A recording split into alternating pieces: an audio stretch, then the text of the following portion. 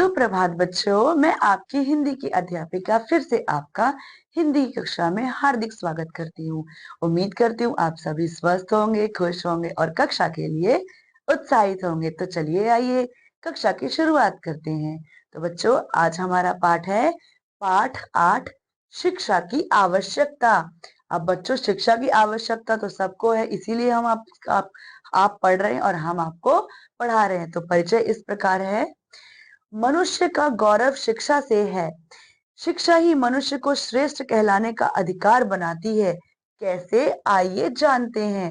मतलब जो शिक्षा है बच्चों, मनुष्य को श्रेष्ठ कैसे बनाती है, इसके बारे में जानते हैं। जगत के रचयिता ने तुम्हें शिक्षा पाने के योग्य बनाया है, इसीलिए तुम्हारा यह परम कर्तव्य है कि तुम जहां तक भी तुम्हारी शक्ति में है वहां तक अपने को शिक्षित बनाओ। ठीक है बच्चों, जो जगत के जो रचयिता है उन्होंने आपको शिक्षा का अधिकार दिया, शिक्षित होने का, एक तरीके से आपके अंदर शिक्षित होने की तुम्हारे अंदर शक्ति दी है। तो जहां तक तुम्हारी शक्ति काम करती है, जहां तक आप कर सकते हो, खुद को शिक्षित बनाओ। बिना शिक्षा के तुम भलाई या तथा बुराई में ठीक ठीक भेद करने में असमर्थ हो। तुम्हें अपने अधिकारों का ठीक ठीक बोध नहीं हो सकता। शिक्षा तुम्हारी आत्मा का आहार है। बिना शिक्षा के तुम्हारी शक्तियां ठीक उसी प्रकार दबी हुई तथा निष्फल पड़ी रहती हैं, जिस प्रकार जागरूक किसान के परिश्रम के बिना जल से रहित तथा बिना जोती हुई भूमि में पड़े हुए बीज की उत्पादक शक्ति। मतलब बच्चों, जब बिना शिक्षा के आप कैसे हो जाते हो कि बिना शिक्षा के आप भले में, बुरे में, अच्छाई बुराई में भेद करना नहीं जान पाते, असफल रहते हो उसमें भेद करने में। ठीक है बच्चों, और अपने अधिकारों का भी ठीक ठीक आपको पता नहीं चलता है। जो शिक्षा है वह क्या है बच्चों? आत्मा का आहार है। इसीलिए शिक्षा होना बहुत जरूरी है। शिक्षा ही तुम्हारी शक्तियों को उजागर करती है। शिक्षा से ही आप अपनी शक्तियों को जान पाते हैं। ठीक है बच्चों, शिक्षा का अर्थ अक्षर ज्ञान नहीं, अपितु सच्ची शिक्षा वह है जो व्यक्ति को अच्छा इंसान बनाती हो, दूसरों के दुख दर्द समझने की संवेदना विकसित करती हो। हम जिस समाज से, जिस देश से दिन रात कुछ ना कुछ लेते रहते हैं, उसे बदले में हम क्या देते हैं? अब बच्चों, शिक्षा क्या केवल अक्षर ज्ञान मात्र नहीं है।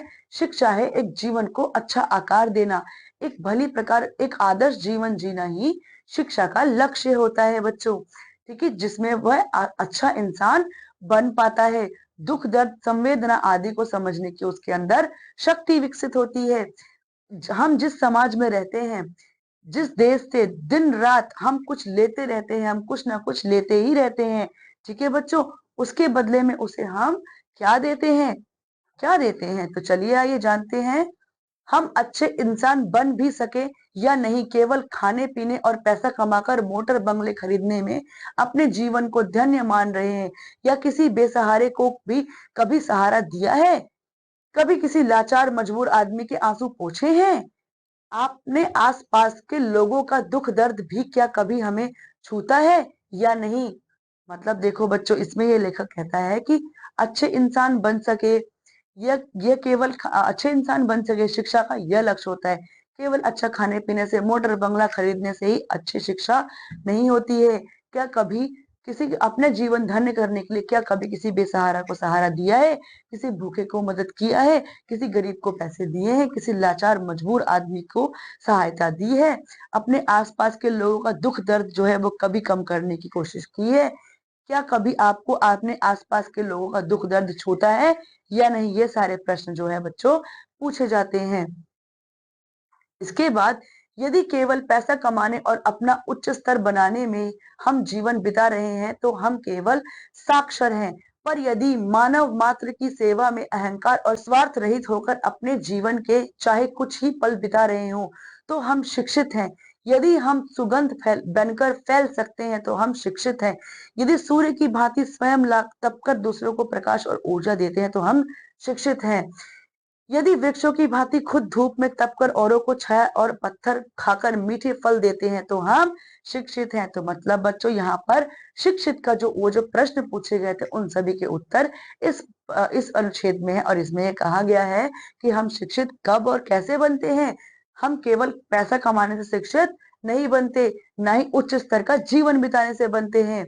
हम केवल साक्षर हैं, शिक्षित नहीं है उस समय। अब देखिए बच्चों, हम शिक्षित तब होते हैं जब हम अहंकार से रहित जीवन बिता रहे हैं। हमारे जीवन में कुछ भी अहंकार नहीं है, स्वार्थ रहित जीवन है हमारा, हम दूसरों की सहायता कर सकते हैं, तो हम शिक्षित हैं। यदि हम सुगंध बनकर समाज में फैल सकते हैं तो हम शिक्षित हैं। यदि हम खुद तपकर सूरज के जैसे दूसरों को प्रकाशवान कर सकते हैं तो हम शिक्षित हैं। यदि हम पेड़ में उगे फलों की भांति खुद पत्थर खाकर मीठे फल दे सकते हैं तो हम शिक्षित हैं। ये सारी परिभाषाएं हैं बच्चों एक शिक्षित व्यक्ति की। शिक्षित मनुष्य निज शक्ति के अनुसार राष्ट्र को भी उन्नति की ओर ही खींचता है। स्मरण रखो कि बिना कष्ट सहन तथा स्वार्थ त्याग के संसार का कोई भी महान कार्य सिद्ध नहीं हो सकता। हमारे देश के जो धनाढ्य लोग परोपकार के कामों में अपना धन व्यय करना चाहते हैं, उनके लिए देश के बाल बालिकाओं के लिए स्कूल तथा कॉलेज खोलने से बढ़कर देशोपकार का कोई और कार्य नहीं हो सकता है। अब बच्चों देखो क्या होता है, जो मनुष्य है ना, उसकी जो अपनी शक्ति है वो उसको राष्ट्र की उन्नति में जब लगाता है और उस उन्नति की ओर अपने जो प्रयत्न है उनको बढ़ाता है और बिना कष्ट के, कष्ट सह करके, निस्वार्थ होकर के पूरे देश की सेवा करने का भाव रखता है, तो वह संसार का कोई भी काम कर सकता है। और इन सब त्यागों के बिना यह संभव नहीं है कि वह संसार में अपनी सेवा प्रदान कर सके। ठीक है बच्चों, और बिना त्याग के संसार का कोई भी काम सिद्ध नहीं हो सकता। त्याग से ही हम कोई भी काम जो है वह सिद्ध करते हैं। अब देखिए, जो हमारे देश के धनाढ्य मतलब जो अमीर व्यक्ति, अमीर लोग हैं, वह देश में बालक बालिकाओं के लिए शिक्षा के लिए स्कूल विद्यालयों को खुलवाते हैं, तो इससे बड़ा उनका जो योगदान है वह कुछ नहीं हो सकता। वह बहुत अच्छे उदाहरण है एक शिक्षित व्यक्ति के, क्योंकि बच्चों देश उपकार से बड़ा कोई उपकार नहीं होता है। जो लोग सार्वजनिक सेवा में अपना समय लगाना चाहते हैं, उनके सामने शिक्षा प्रचार के कार्य से अधिक पवित्र कार्य नहीं हो सकता। यदि देश का प्रत्येक शिक्षित युवक ऊंच नीच के घृणित विचारों को छोड़कर अपने आसपास के रहने वाले 4 बच्चों को भी प्रतिवर्ष अशिक्षित से शिक्षित बना देने का संकल्प कर ले तो परिणाम अत्यंत उत्साहवर्धक हो।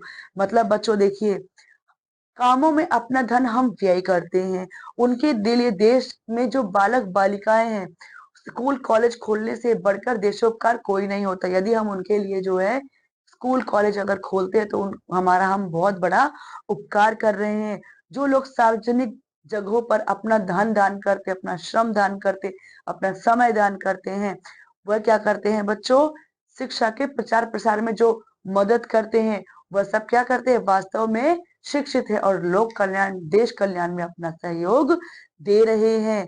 ठीक है, शिक्षा के प्रचार कार्य से अधिक पवित्र कार्य कोई और हो ही नहीं सकता। यदि प्रत्येक शिक्षित युवक अपने आसपास के 2-4 व्यक्तियों को साल भर में अशिक्षित बच्चों को लेकर के उन्हें शिक्षित बना दे, तो इससे बड़ा पुण्य या इससे अच्छा अत्यंत उत्साहवर्धक परिणाम कुछ हो ही नहीं सकता है। जापान का शिक्षा संबंधी इतिहास अत्यंत शिक्षाप्रद तथा उत्साहवर्धक है। जापान में देश का प्रत्येक नागरिक अपनी शक्ति के अनुसार देश के 1, 2 व अधिक बच्चों को अपने घर में रखकर उन्हें भोजन, वस्त्र आदि एवं शिक्षा देना अपना कर्तव्य समझता है। अब बच्चों देखो, जापान में क्या है, शिक्षा में एक बहुत ही अच्छी बात है, क्योंकि वह अपनी शक्ति, अपनी क्षमता अनुसार 1, 2 जितने भी वो बच्चों को कर सकता है उनकी सेवा, उनको अपने घर में रखकर उनकी शिक्षा, खाना, वस्त्र आदि वह करता है। ठीक है बच्चों, छोटे से छोटा जापानी अपनी शक्ति के अनुसार इस महान राष्ट्रीय यज्ञ में थोड़ा बहुत भाग अवश्य लेता था। जापानी स्कूलों के अध्यापकों को सदा से बहुत कम वेतन मिलता रहा, फिर भी ये लोग प्राय देश के रिवाज के अनुसार 1-2 विद्यार्थियों को अपने साथ भोजन अवश्य कराते थे। निसंदेह इस प्रकार के अद्भुत निस्वार्थ व त्याग का ही परिणाम था कि वह देश आज उत्तम राष्ट्रों की श्रेणी में है।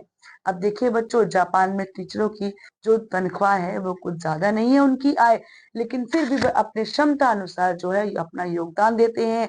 भूखे बच्चों को जितने वह उनकी क्षमता है उस अनुसार उनको भोजन और शिक्षा प्रदान करते हैं। और इस छोटे से इस और जापान के द्वारा किए जाने वाले देश के इस महायज्ञ में वह अपनी छोटे सा योगदान देते हैं और जिससे वह अपने आप को धन्य समझते हैं। और इस प्रकार छोटे छोटे योगदान से आज जो जापान है वह बहुत बड़े शिक्षित राष्ट्रों की श्रेणी में शामिल हो गया है। जापान में आज कहीं भी अशिक्षित पुरुष तथा अशिक्षित स्त्री के दर्शन नहीं होते। हमें विश्वास है कि यह दीप्यमान उदाहरण हमारे देशभक्त युवकों के लिए कदापि निष्फल नहीं होगा। मतलब अब जापान में बच्चों कोई भी महिला, कोई भी पुरुष अशिक्षित नहीं पाए जाते हैं, नहीं मिलते हैं, और यह देश पूरे विश्व में उसको एक दीप की भांति उजागर किया है। जापान को वहां के अध्यापक और प्रत्येक नागरिक ने अपना व्यक्तिगत योगदान दे करके शिक्षा के क्षेत्र में एक विशेष बात जो हम कहना चाहते हैं वह यह है कि हमें शिक्षा संबंधी संस्थाओं में कम व्यय तथा अधिक कम काम का विचार रखना चाहिए। करोड़ों रुपयों में 2-4 हजार विद्यार्थियों को शिक्षा देना भारत के लिए बुद्धिमत्ता का कार्य नहीं कहा जा सकता। विशेषकर शानदार बड़ी बड़ी इमारतों आदि पर धन नाश करने का प्रलोभन हमारे लिए एक अत्यंत हानिकारक प्रलोभन है।